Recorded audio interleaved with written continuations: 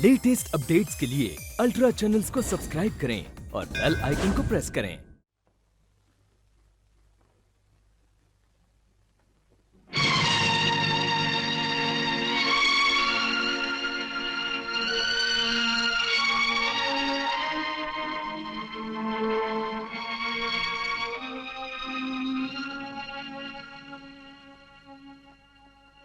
अब कैसे अब्बा?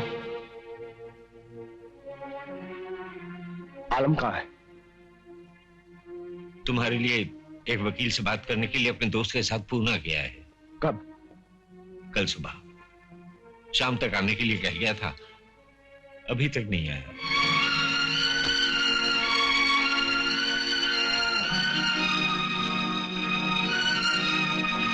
योर ऑनर, सुखदेव वालिया कोई ऐसा आदमी नहीं था जिसके मर जाने से समाज का कोई नुकसान हुआ हो। अगर मैं वकील नहीं होता तो शायद इस नौजवान मुलजिम का मैं शुक्रिया अदा करता, लेकिन मैं एक वकील हूं और वकील होने के नाते यह जानता हूं कि सुखदेव जैसे आदमियों को जान से मार देना भी कानून की नजरों में उतना ही बड़ा जुर्म है जितना बड़ा जुर्म महात्मा गांधी को जान से मार देना था। अभी तक कानून की नजरों में हर कत्ल कत्ल है और कत्ल की सजा मौत है। मुल्जिम का जुर्म गवाहों और सबूतों की रोशनी में पूरी तरह साबित हो चुका है।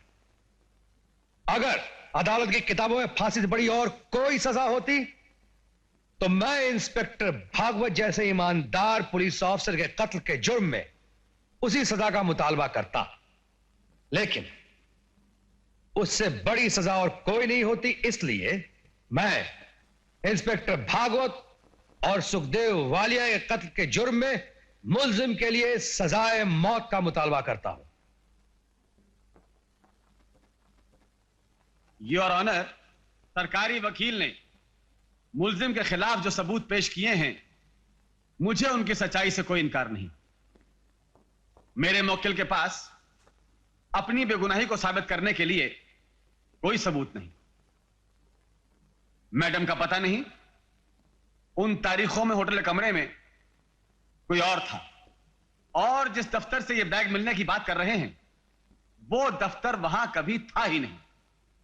योर ऑनर, तो क्या हम लोग ये मान लें कि मेरा मुल्जिम दीवाना है, पागल है, जो इज्जत किए बैठा कि वो झूठ बोलेगा, झूठ के सिवा कुछ नहीं बोलेगा?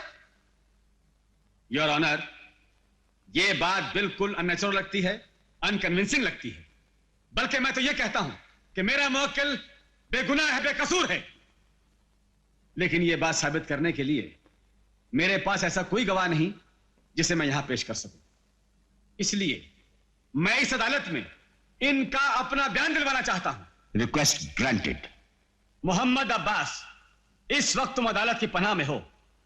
बिला किसी डर, बिला किसी खौफ तुम अपनी कहानी हरफ बहरफ सुना सकते हो और उन लोगों के नाम बेधड़क ले सकते हो जिन्होंने तुम्हें अपने गुनाह की जिंदगी में शतरंज के मोहरे की तरह इस्तेमाल किया, और जब शय उन पर पड़ने लगी तो तुम्हें एक मामूली प्यादे की तरह कुर्बान करके अपनी जिंदगी और बाजी बचाने में कामयाब हुए।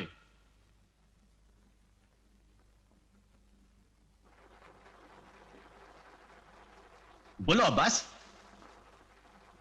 मुझे कुछ नहीं कहना है। क्या कह रहे हो अब्बास? कह दिया ना, मैं कुछ नहीं जानता। पागल हो गए हो? तुम ये नहीं जानते तुम्हारे बचाव का सिर्फ यही रास्ता है। हो सकता है अल्लाह मियां ने मेरी मौत का यही तरीका मुकर्रर किया।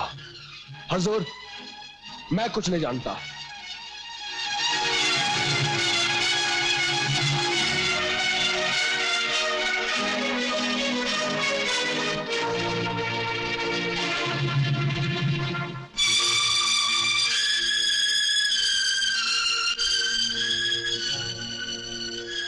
अदालत मुल्जिम मोहम्मद अब्बास वल्द मोहम्मद रियाज को दफा 302 ताज़ीरात हिंद फांसी की सजा देती है।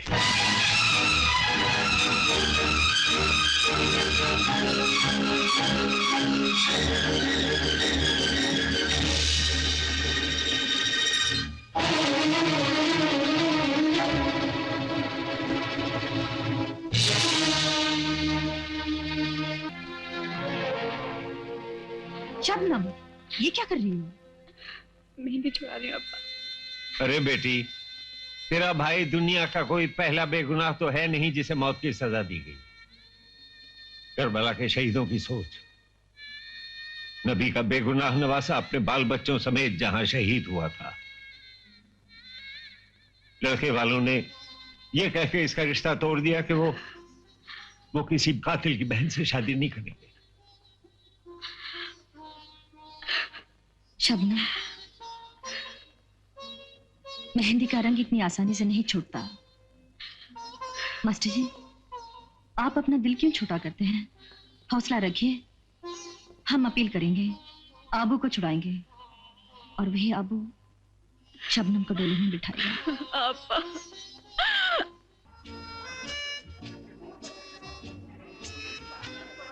Hello everybody. ये पार्टी किस खुशी में हो रही है? अरे भाई आम खाओ, पेड़ गिरने से क्या फायदा है। एक मिनट। वेलकम सुरेंद्र मुबारक। अरे भाई विजय को कहाँ छोड़ा है? आया नहीं अभी तक। ये लो आ गए। हाँ अभी आता हूँ। अरे Vijay. Good evening uncle. Good evening. बहुत देर कर दी आने में। जी वो अरे जज साहब एक्सक्यूज मी।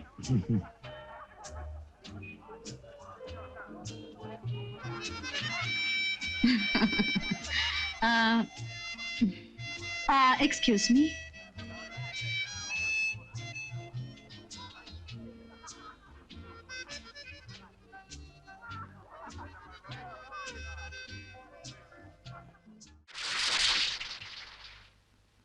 सपना, क्या मैं इस काबिल भी नहीं रह गया कि तुम मुझसे दो बातें कर सको? बात करने के लिए अब रह क्या गया है? अब्बास की वजह से तुमने मेरे साथ अपने सब संबंध तोड़ लिए। मैं समझ नहीं पाता हूँ अब्बास के साथ आखिर तुम्हारा रिश्ता है क्या? तुम इन रिश्तों को नहीं समझ सकते। इंसाफ की आंखों पर बंधी हुई पट्टी खोलकर तुमने अपनी आंखों पर बांध ली है। तुम सजा दिलवाने की मिशन बन गए हो और मैंने किसी मिशन से प्यार नहीं किया था। तो जी मुकदमे से पीछा छूटा। ओए होए, मकान तो बड़ा झूमर वाला है। वो दरवाजा क्यों बंद कर दिया? अरे ये दरवाजा जेल के दरवाजे से लाख दर्जे अच्छा है। जगी, तुम बड़े खुशकिस्मत हो। अरे सिर्फ 3 ट्रक बेचकर तुम्हें इतने बड़े केस से छुटकारा मिल गया। ओए 3 ट्रक बिकवाकर इतने बड़े केस से छुटकारा दिलाने का बहुत बहुत थैंक यू वेरी मच। अरे थैंक यू से काम नहीं चलेगा। अभी भी मेरी फीस 500 रुपए बाकी है, निकालो। अजे भी तेरी फीस 500 रुपए बाकी है? हाँ। ओए जानकी दास, उड़ते मेरे पास 5 नए पैसे भी नहीं है। ओ पापा जी। अरे हैं क्यों नहीं। ओ किधर है? ये तुर्रेदार पगड़ी और ये चमकती हुई बुश शर्ट और ये दमकती हुई पैंट और ये तिल्लेदार जूता। ओए जालिम, ये लिबास तो मैंने खुशी के मौकों के लिए बनवाया था। इससे ज्यादा और खुशी का मौका क्या हो सकता है? मैंने तुम्हें फांसी के तख्ते से छुड़ाया है। ऐसे मेरी फीस तो 500 रुपए बनती है और ये कपड़े 200-300 रुपए में चोर बाजार में तो बिकी जाएंगे। जगी, कुछ तू बर्दाश्त कर, कुछ मैं बर्दाश्त कर। ले दे के। ओए जानकी दास, हुण बर्दाश्त की हद हो गई है। एले पग, एले बुशरट, एले बुशरट, एले और एले पैंट और एले ती तो एले जूते और एले बनियान और एले कच्चा। बस। जगी, देख जो इधर से, ये शरीफों का घर है। ओए शरीफों का जमाने में अजीब बस हाल ये देखा कि शराफत हुण छोड़ दी मैंने। तो ओए तुम्हारे कपड़े। ओए तेरे बाप ने उतार लिए। तुम चाहो ना मैं तुम्हारे कपड़े वापस दिला सकती हूँ, 3 ट्रक वापस दिला सकती हूँ। और वो पाली हिल वाला फ्लैट नहीं, वो मेरे लिए बहुत छोटा है। ये बड़ा बंगला दिला सकती हूँ। किस तरह? मुझसे शादी कर लो जग्गी जानी। 3 ट्रक वापस लाने के लिए मैं हाथी को अपना साथी नहीं बना सकता। तो सोच लो, तुम्हारे हाथ में ना भीख का प्याला होगा। तुम बैंड्रा क्रॉसिंग पे खड़े रहकर भीख मांगोगे। नहीं। हाँ, लगता है अब बात आई समझ में।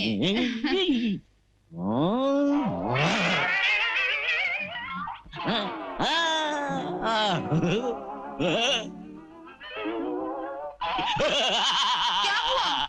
वही जो होना चाहिए था, ले दे के आहू। आहू? मैं कुछ समझी नहीं। नहीं नहीं समझी? आ गले लग जा। आहू आहू ओए, मैं तो लगी गया हूँ, लेकिन जानकी दास, तुझे तेरे किए की सजा देने के लिए मुझे तेरी लड़की से शादी करने की सजा मंजूर है। अब इस घर में तेरी नहीं, मेरी तस्वीर होगी। आउट ऑफ राइन। कैसे हैं मास्टर जी? बस ठीक ही हैं। आज आप घर में कैसे? स्कूल में छुट्टी है क्या? अब छुट्टी ही छुट्टी है। मुझे स्कूल से निकाल दिया गया है। स्कूल से निकाल दिया गया? मगर क्यों? एक कातिल का बाप स्कूल के बच्चों का अदब कैसे पढ़ा सकता है? उनका भी सोचना ठीक है। अब तो अपील भी खारिज हो गई है। तो क्या, इससे बड़ी अदालत भी तो बाकी है। अब तो सिर्फ अल्लाह की अदालत बाकी है। शबनम कहाँ है मास्टर जी? अंदर पड़ी है मुर्दा सी। जब से अपील खारिज हुई है चुप सी हो गई है। तकदीर ने भी क्या क्या खेल खेले हैं मेरे साथ ठकुराइन। एक जवान बेटे के गम पे वक्त ने किसी तरह मरहम लगाया ही था कि ये बिजली गिरा दी। अब्बास तो गया ही समझो, आलम का भी पता नहीं। मैं तो कब से दुनिया के झंझट छोड़ के चला गया होता अगर मेरे सर पे जवान बेटी के बोझ का पहाड़ ना होता। इसको किसके सहारे छोड़ के जाऊं? किस कुएं में धकेलूं इसे?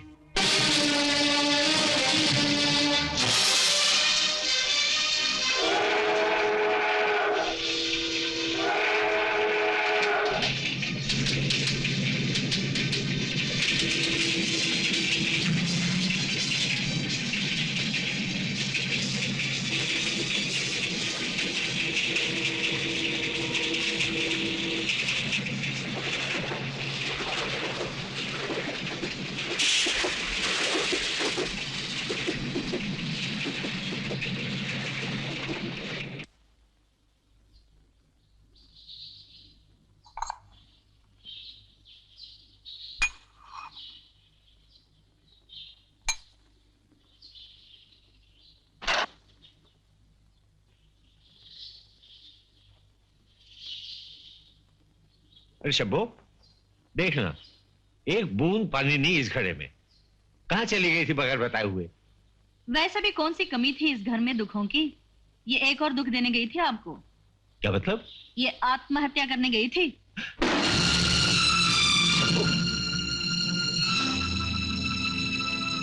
वाह, बहुत खूब। कितना आसान तरीका सोचा है जिंदगी से मुंह छुपाने का। अरे तेरी वजह से तो मैं नहीं मर सका और तू ही मुझे छोड़कर मरने चल दी। ये तक नहीं सोचा कि 3-3 जवान बेटों के गम में घुल घुल कर मरने वाले इस बूढ़े बाप का क्या होगा। कौन पूछेगा कि अब्बा तुम भूखे हो कि प्यासे, जीते हो कि मरते? नहीं नहीं, अब नहीं। अरे पगली, मैंने तो क्या क्या ख्वाब देखे थे कि तू डोली में बैठ के अपने मियाँ के घर जाएगी। सबकी आंखों में आंसू होंगे मगर उन आंसुओं में खुशी भी शामिल होगी। क्या इसी तरह बेटियां विदा होती हैं?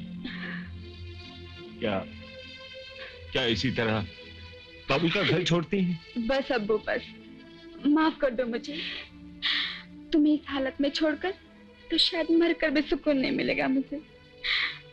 तुम्हें छोड़कर कहीं नहीं जाऊंगी, कभी नहीं जाऊंगी अब्बू। नहीं करनी मुझे शादी वादी। सारी उम्र अपनी अब्बू की खिदमत करूंगी। अब्बू, मेरे प्यारे अब्बू। बदल दे और जुबान खोल दे। ओ कम ऑन डार्लिंग, जब तक उसका छोटा भाई तुम्हारे कब्जे में है वो बेचारा क्या जबान खोलेगा? तुम्हें कैसे पता चला? मुझे तो ये भी पता है कि तुमने उसे फार्म हाउस में छुपा के रखा है।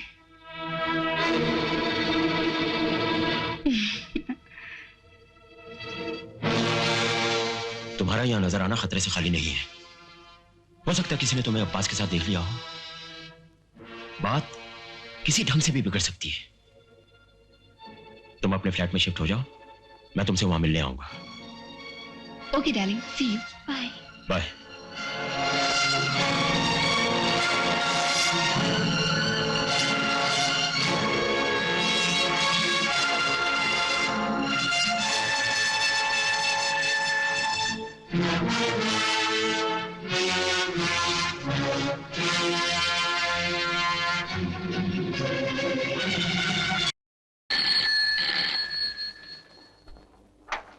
हेलो। सपना बेटी, आलम मिल गया है। ओह, भगवान का शुक्र है। मगर जख्मी है वो, किसी ने उसे गोली मार दी है। गोली मार दी? कहाँ वो? गांधी अस्पताल में, मैं वहीं से बोल रहा हूँ। मैं अभी आती हूँ। नहीं, मेरे साथ धोखा हुआ है, बहुत बड़ा धोखा। उन्होंने आलम को गोली मार दी, जिसकी जान बचाने के लिए मैं फांसी के तख्ते पर चढ़ने के लिए तैयार हो गया था। तो तुम जानते थे आलम उन लोगों के कब्जे में है? हाँ। ये तुम्हें कब पता चला? उस दिन जब मैं अदालत में बयान देने के लिए जा रहा था। आपा, मेरे आलम को बचा लो आपा। अब और शबनम का, उसके अलावा दुनिया में और कोई नहीं है। है क्यों नहीं, तुम जो हो।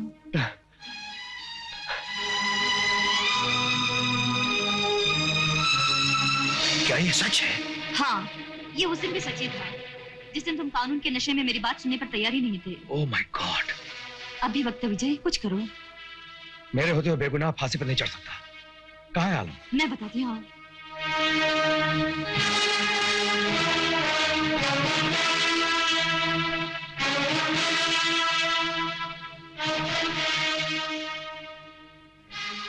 बच्चा कैसा है डॉक्टर?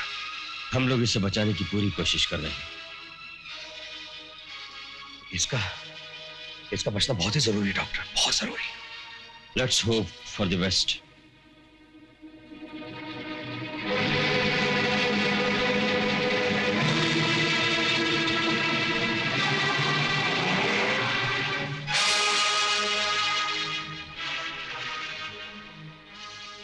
वकील साहब, आप क्या बात है? मेरे जुर्म के बारे में कोई और पुख्ता सबूत मिला आपको? तुम्हारी बेगुनाही का सबूत मिल गया है अब्बास। मैं तुमसे माफी मांगने आया हूं। अदालत के सामने तुम्हारे खिलाफ कही गई तमाम बातों की माफी, और साथ में यह भी कहने आया हूं कि कानून ने तुम्हारे साथ जो अन्याय किया है, उस अन्याय से लड़ने के लिए मैं तुम्हारा वकील बनना चाहता हूं। बड़ी देर की मेहरबान आते आते। वकील साहब, आप पछताए भी तो कब, जब मुझ में और मेरी मौत में सिर्फ 5 दिन की दूरी रह गई है। खुदा के लिए अपने कानून के नाखूनों से मेरे जख्मों को ना कुरे दिए। मैंने मौत से सुलह कर ली है। तुम कानून को इल्जाम क्यों दे रहे हो अब्बास? ये तुम अच्छी तरह जानते हो कि तुमने दूसरे की फांसी का फंदा अपने गले में जानबूझकर डाला है। अगर तुमने सपना को सब कुछ बता दिया होता तो बात मुझसे पहुंच गई होती। मेरे आलम की जिंदगी का सवाल था। अब तो उन लोगों ने आलम को गोली मार दी, फिर तुम उन्हें क्यों बचाओ? देखो अब्बास, अगर आलम तुम्हें प्यारा है तो तुम्हें मेरी मदद करनी ही पड़ेगी। जिन लोगों ने तुमसे दगा की, आलम को जान से मार डालने की कोशिश की, उन लोगों को मैं तुम्हारी मदद से सजा दिलवाना चाहता हूं। आप उन्हें सजा दिलवाएंगे? हाँ अब्बास, जरूर। मैं कसम खाता हूं। मैं तुम्हें बचा पाऊंगा या नहीं ये तो नहीं जानता, लेकिन उन लोगों को सजा जरूर दिलवाऊंगा। मुझे उन तक पहुंचने में मदद करो, कोई रास्ता दिखाओ। आइए मेरे साथ।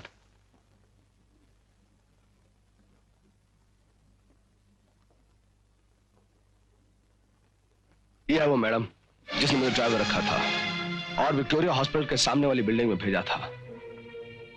और यह है वो आदमी जिसने मुझे बॉक्स दिया था जिसके अंदर वो राइफल थी। अगर ये लोग जिंदा हैं तो मैं इन्हें जरूर ढूंढ निकालूंगा, ये मैं तुमसे वादा करता हूं। लेकिन उन्हें ढूंढने से पहले तुम्हारी फांसी रुकवाना बहुत जरूरी है। दुआ करो भाई। हाँ।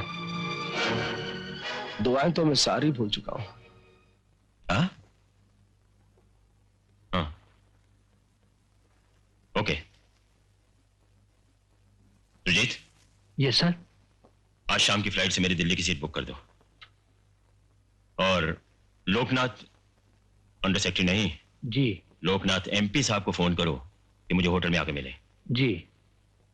इस विजय का कोई इंतजाम करना पड़ेगा। अब्बास के केस में वो कल दिल्ली जा रहा है।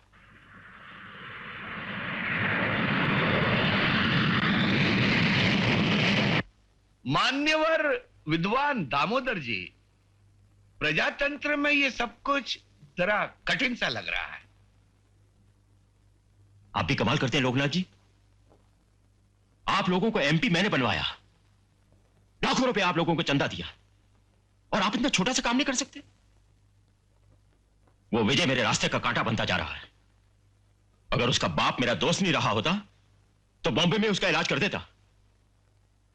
उस लड़के पर दिल्ली के सारे दरवाजे बंद करवाना आप लोगों का काम है। उस जज पर तो दबाव बिल्कुल ही डलवाया नहीं जा सकता। कुछ 2 साल पहले मैंने मिनिस्ट्री के एक दोस्त से उस पर दबाव डलवाने की कोशिश की थी। उसने फौरन अपना इस्तीफा दे दिया। विद्वान, मुझे लगता है कि इसका प्रबंध हो सकता है। वो कैसे? कागजात आगे ही ना बढ़े, टेबल की भूल भुलैया में ही घूमते रहे, फाइल इधर से उधर हो जाए। फांसी के बाद तो सरकार स्वयं अपनी बदनामी से बचने के लिए फाइल को ही हजम कर जाएगी और डकार तक भी ना लेगी।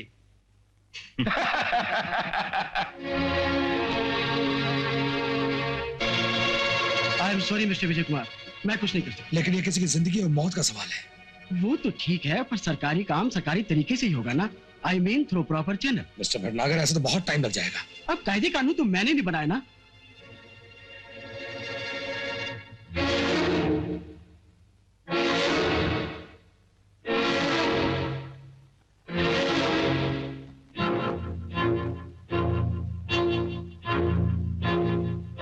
देखिए, मैं कुछ नहीं कर सकता। मेरे पास वो फाइल अभी तक पहुंची ही नहीं। तो फिर वो फाइल गई कहाँ? देखिए, यही कहीं होगी, ढूंढिए प्लीज। कल तो वो फाइल मुझे किसी भी हालत में मिल जानी चाहिए।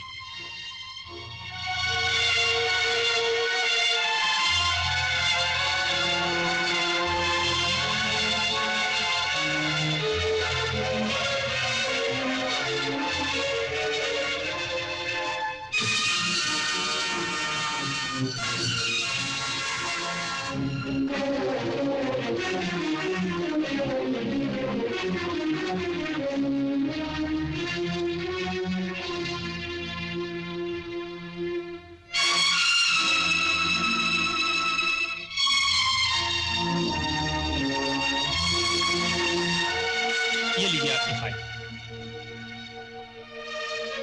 Thank you.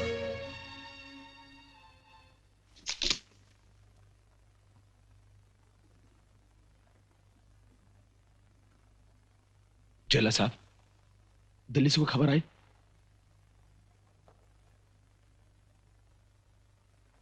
मोहम्मद अब्बास, अदालत में यह साबित हो चुका है कि तुमने इंस्पेक्टर भागवत और सुखदेव वालिया का खून किया है, और इस जुर्म में तुम्हें आज जेर दफा 302 ताज़ीराते हिंद फांसी की सजा दी जाती है। यहां पर दस्तखत कर दीजिए।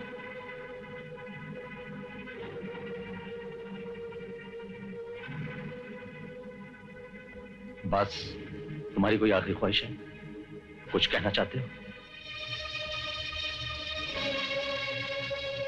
तो फिर चलो।